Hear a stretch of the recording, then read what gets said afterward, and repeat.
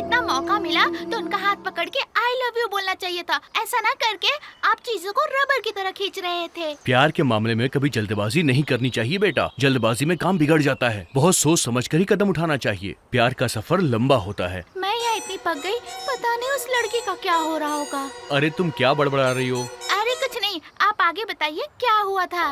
उसके बाद वो समझ गई कि ये डर डर डर के नाम से वो कभी कुछ नहीं बताएगा। इसलिए उसी ने एक प्लान बनाया ताकि वो हिम्मत करके अपने प्यार का उसके सामने इजहार कर दे। हेलो हसीना जी, गुड इवनिंग। गुड इवनिंग के साथ साथ तुम्हारे लिए गुड न्यूज भी है। ज्यादा खुश मत हो जाना, पहले मेरी बात सुनो। आपकी आवाज सुनकर तो मेरी धड़कनें और ज्यादा तेज हो रही हैं। अभी बात बताई नहीं है तो इतने खुश हो रहे हो। मेरी बात सुनने के बाद तुरंत उसे मंदिर में बुलाओगे और उसे पकड़ के आई लव यू बोल दोगे। मुझे तो यही लग रहा है। इसका मतलब कि नंदिनी के दिल में भी मैं हूँ क्या?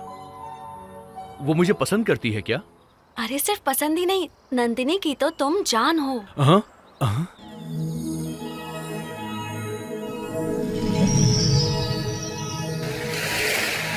अगर ऐसी बात है तो कल ही उससे मिलकर मैं सोच रहा हूँ कि दिल की बात बोल ही दूं। ओहो, इसमें सोचने वाली क्या बात है। वैसे अगर तुम प्रपोज करो या ना करो, पर वो खुद आकर तुम्हें प्रपोज कर देगी। तुमसे ज्यादा तो मुझे वो एक्साइटेड लग रही है। थैंक यू हसीना जी, जो एहसान आपने मुझ पे किया है मैं जिंदगी भर नहीं भूल पाऊंगा। Thank you very much. Good night. Good night. Uncle success. Ishaan, क्या बात है, हमें भी बताओ ना। ए, लड़की मान गई क्या? सिर्फ मान ही नहीं गई अंकल, हाँ? वो तो मुझ पे अपनी जान छिड़कती है। हाँ, ऐसा है क्या? हाँ, कल सुबह पार्क में नंदिनी की मेरे साथ मीटिंग फिक्स हुई है uncle. Good luck. Thank you uncle. उस दिन वो अपने दिल में छिपे प्यार को उसे बताने ही वाला था और उस बात को सुनने के लिए मेरी फ्रेंड भी बहुत एक्साइटेड थी। वो भी बस उस पल का इंतजार कर रही थी।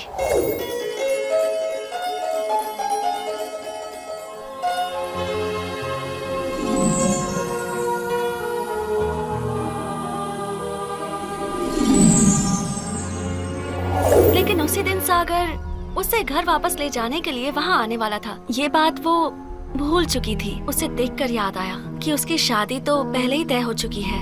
ऐसे में वो ईशान से प्यार का इजहार करे और उसकी जिंदगी खराब कर दे, या फिर घर वालों की मर्जी से सागर से शादी कर ले और ईशान के प्यार को ठुकरा दे, इस सोच में पड़ गई। लेकिन वो मजबूर थी और उसने ईशान के प्यार को ठुकरा दिया। अरे हसीना जी, नंदिनी को लाने की बजाय आप यहाँ पर अकेली आ गई हैं। वो कहाँ पर है? वो क्या है ना कि वो नंदिनी हसीना जी, टेंशन क्यों ले रही हैं? बताइए ना क्या बात है। नहीं शांत, अब नंदिनी कभी नहीं आएगी। ये आप क्या बोल रही हैं? आप झूठ बोल रही हैं ना? मैं सही बोल रही हूँ ईशांत। तुम उसे लेकर इतना सीरियस मत हो। उसके प्यार को अपने मन से निकाल दो। हसीना जी, आप मजाक मत कीजिए मेरे साथ। मैं अपनी जान दे सकता हूँ लेकिन नंदिनी का प्यार अपने दिल से कभी नहीं निकाल सकता। जो आप मुझसे कह रही हैं वो इस जन्म में तो क्या 7 जन्मों में भी नहीं होने वाला। नंदिनी को क्या हुआ बताइए। मैंने कहा ना ईशांत, उसे भूल जाओ। वही मैं आपसे पूछ रहा हूँ कि उसे मैं क्यों भूल जाऊँ? वो क्या है ना, उसका कैरेक्टर ठीक नहीं है। क्या कहा? नंदिनी का कैरेक्टर ठीक नहीं है? ये सब कुछ जानते हुए भी इतने दिनों से आप मेरा सपोर्ट कर रही थी। सच कहूँ तो मुझे आपकी बात पे विश्वास नहीं हो रहा है। ऐसा लग रहा है कि आपका उससे कोई झगड़ा वगड़ा हुआ है, इसीलिए आप ऐसा बोल रही हैं। मैं यकीन नहीं कर सकता। तुम चाहे जो भी समझो ईशांत, मैं जो बोल रही हूँ वही सच है। नंदिनी बहुत बड़ी धोखेबाज है। उसकी लाइफ में तुम अकेले नहीं हो। उसकी लाइफ Stop it! इसके आगे एक भी शब्द बोला ना तो मैं अपना कंट्रोल खो दूंगा। मुझे बदसलूकी करने पर मजबूर मत कीजिए। देखो, मैं नहीं चाहती तुम्हारी जिंदगी उसकी वजह से बर्बाद हो, इसलिए मैं यहाँ आई थी। मैं बस इतना बोल रही हूँ कि उसे भूल जाओ, किसी और से शादी कर लो। और अगर तुम्हें मेरी बातों पर यकीन नहीं है ना, तो जाओ पार्क में और वहाँ अपनी आँखों से खुद ही देख लो। तुम्हें खुद पता चल जाएगा कि सच क्या है। अब मैं चलती हूँ। ईशान से पीछा छुड़ाने के लिए वो सागर से मिलने पार्क में चली गई। क्यों? किस लिए ऐसा किया था? अरे मैं तुमसे सवाल कर रहा हूँ, बताओ।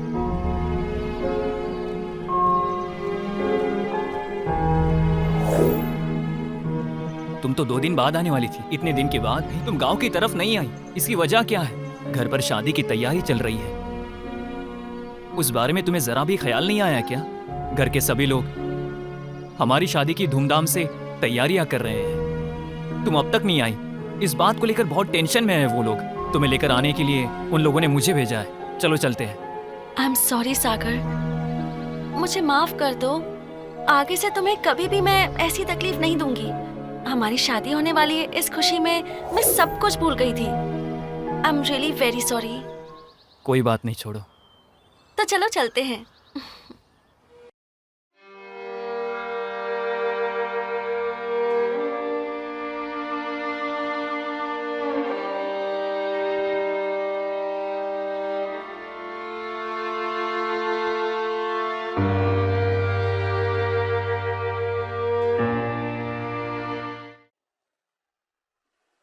बेटा, मुझे एक बात पूछनी थी कि तुम्हारी हिंदी इतनी अच्छी कैसे है? बताओ। मेरी मम्मी हमेशा घर में हिंदी में ही बात करती है, तो मैं भी हिंदी में बात करती हूँ। ये सब छोड़िए, मैं एक सवाल पूछूं क्या अंकल? आप जवाब देंगे ना? हाँ, पूछो। हिंदी वर्णमाला में पहला अक्षर कौन सा आता है? आ। करेक्ट। अ अक्षर को सबसे आगे क्यों रखा गया है? मुझे नहीं पता, तुम बताओ। अरे बाप रे, आपको कुछ नहीं पता। अ अक्षर को आगे इसलिए रखा गया है, अ से अम्मा, अ से अप्पा, अ से अक्का, अ से अन्ना, अ से अज्जी, अ से अज्जा। अब पता चला ना? हाँ, पता चल गया। तुम तो बहुत अक्लमंद हो। वो मैं भी जानती हूँ। आगे क्या हुआ है वो बताइए। और उसके बाद उसे अपने प्यार को भूलना पड़ा और उसे अपने घर वालों की मर्जी से सागर से एंगेजमेंट करनी पड़ी। उससे पूछे बिना उसके घर वालों ने ये शादी फिक्स की थी, इसलिए खुद उसके पिताजी उससे माफी मांगने आए थे। और उस वक्त उसके पास अपने पिताजी की बातें मानने के अलावा और कोई रास्ता नहीं था, इसलिए उसने कुछ नहीं कहा। लेकिन उसका मन कह रहा था कि वो लड़का जरूर वापस आएगा, वो उसे ढूंढ कर ही रहेगा। और ये सच भी हुआ।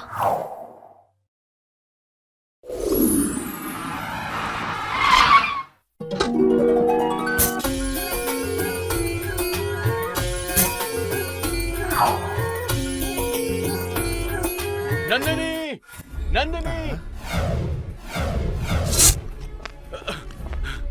Hello uncle. नमस्ते आंटी, मेरा नाम ईशांत है। मैं एक फोटोग्राफर हूँ। बस इतना ही नहीं, मैं नंदिनी का क्लोज फ्रेंड भी हूँ। अच्छा, ऐसा क्या? हाँ अंकल। बेटा तुम आए, मुझे बहुत खुशी हुई। Uncle sorry. किस बात की? एक्चुअली नंदिनी ने फोटो खींचने के लिए मुझे बुलाया था, पर ट्रैफिक की वजह से मैं टाइम पर आ नहीं पाया। ऐसी बात है क्या? इसके लिए सॉरी क्या बोलना। बिल्कुल सही वक्त पे आए हो। Come on, take the photo. Thank you uncle.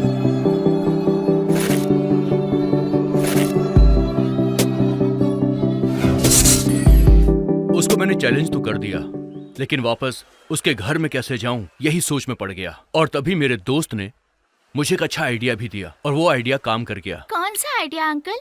जैसे मैं उसकी एंगेजमेंट में फोटो खींचने गया था ना, वैसे ही मुझे फोटो एल्बम देने वहां जाना था।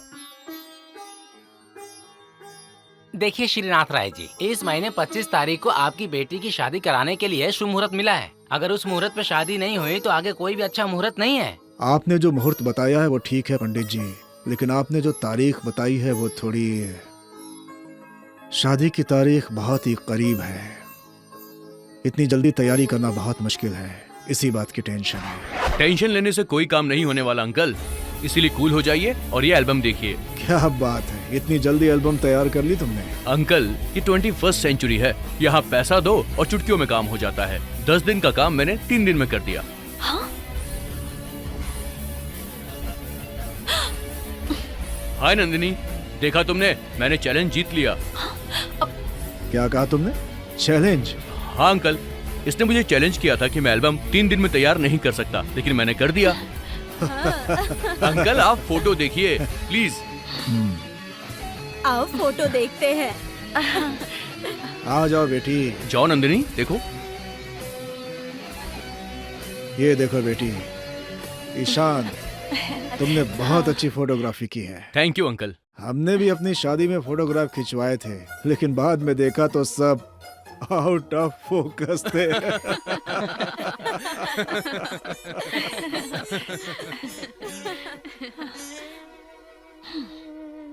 सिर्फ इसी बारे में बात करेंगे या फिर शादी के बारे में भी सोचेंगे? मैं भी उसी बारे में सोच रहा हूँ शारदा।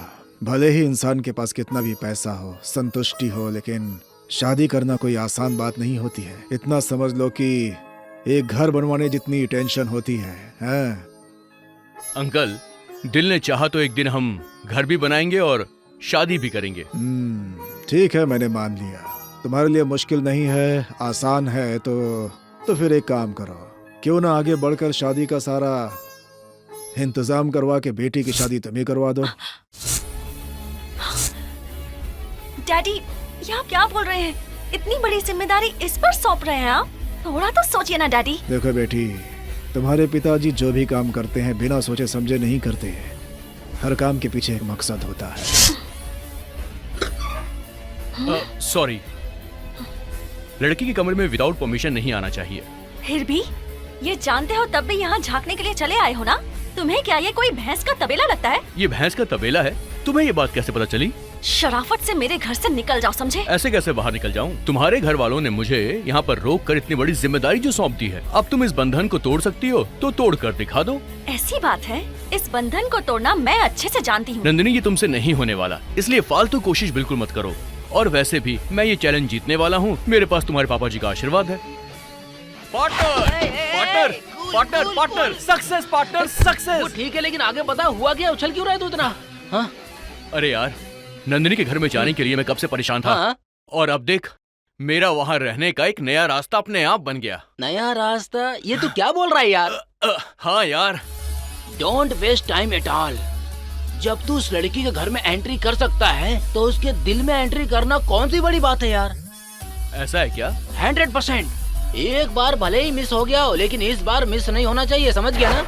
वो सोच कर आया था कि इस बार गड़बड़ नहीं होनी चाहिए। उससे उस लड़की के मन में जगह बनानी ही थी, ये तय करके आया था। वो जब उस घर में आया तो उसने सब कुछ अपनी आंखों के सामने होते हुए देखा। वो लड़की जानती थी उसे बुरा लगा होगा।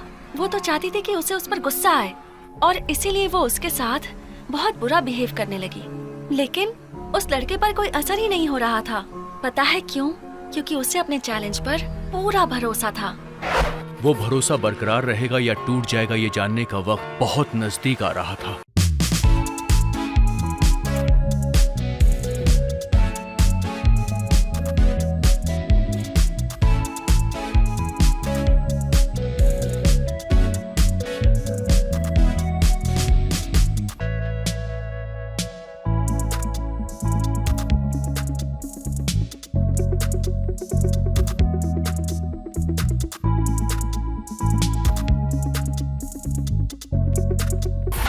आखिर तुमने मुझे समझ क्या रखा है? मेरी लवर और क्या? बहुत हो चुका, बस करो। तुम क्या बोलने वाले हो ये मैं अच्छे से जानती हूँ। नीचे मेरे मम्मी पापा सामने होते हैं तब भी इतना ड्रामा करते हो। इतनी हिम्मत आ गई तुम्हारे अंदर? तुम्हें मेरी हिम्मत का भी अंदाजा नहीं है मैडम, बस तुम देखती जाओ। देखो, ध्यान से सुन लो। अगर तुम इस तरह ही ड्रामा करते रहे ना, तब भी कोई फायदा नहीं होगा। ना तो मैं आंसू बहाने वाली हूँ, ना तुम्हारी जाल में फंसूंगी। अगर ऐसी कोई गलतफहमी तुम्हारे मन या दिमाग में है तो यहाँ से चले जाओ, क्योंकि मुझे तुमसे प्यार नहीं होने वाला। नंदिनी, हाँ।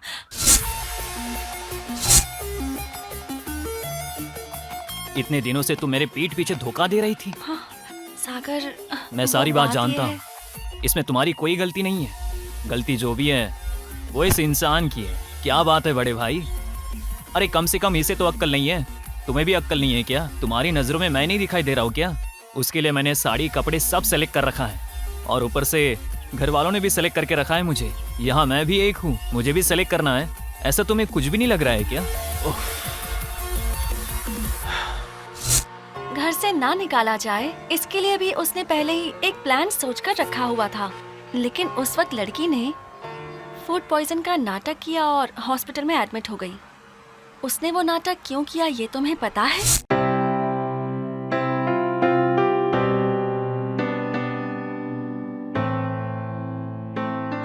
Nothing to worry, food poison हुआ है, घबराने की बात नहीं है।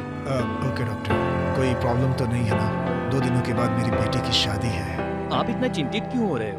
आपकी बेटी को कुछ नहीं हुआ है। एक दिन के लिए उसे हमारे ऑब्जर्वेशन में रखना पड़ेगा। उसके बाद आप अपनी बेटी को ले जा सकते हैं। Don't worry. Thank you doctor, इतना बहुत है। ओके, आप लोगों में से कोई अपनी बेटी के पास रहिए, बाकी सब जा सकते हैं।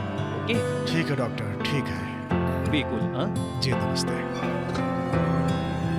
सुनिए, मैं यहाँ इसके पास रुकती हूँ, आप घर पर जाइए। अरे नहीं नहीं, मैं रुकती हूँ यहाँ, आप लोग घर जाइए। घर पे मेहमान आएंगे, बिरादरी के लोग आएंगे। अगर हम यहाँ रहेंगे तो उनकी देखभाल कौन करेगा? सोचेंगे वो हमारे बारे में। तो अब हमें क्या करना चाहिए? अंकल, हाँ? आप लोग टेंशन मत लीजिए प्लीज। मैं नंदिनी के पास रुक जाता हूँ, आप लोग घर जाइए। ईशान, तुम यहाँ ठहरोगे? हाँ अंकल, अगर डॉक्टर ने चेकअप के बाद मुझे दवाइयाँ लाने को बोला तो मैं लेकर तुरंत वापस आ जाऊंगा। आप लोग बिल्कुल फिक्र मत कीजिए। ठीक है, ईशान जो कह रहा है ठीक कह रहा है। ठीक है ईशान, तुम यही करो, अपने साथ साथ नंदिनी का भी ख्याल रखना।